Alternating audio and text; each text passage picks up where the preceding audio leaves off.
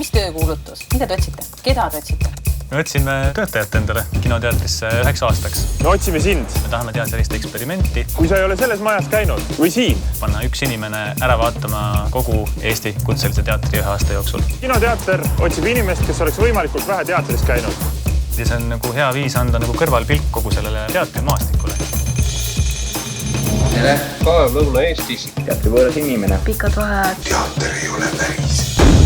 Tere, minu nimi on Alicia ja teatris olen käinud elu jooksul 2 korda. Põhjus oli üsna lihtne, miks ei käinud, kuna olen väiksest linnast ja vene perekonnast. Valga elu, rahulik on.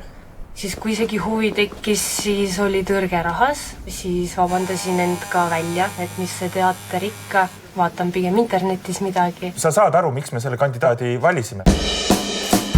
Tal ei ole mingisugust taustateadmist, mis saaks mõjutada, et kes on in, kes on out. Ta saab täiesti puhtalt minna, hakata vaatama ja kujundama seda.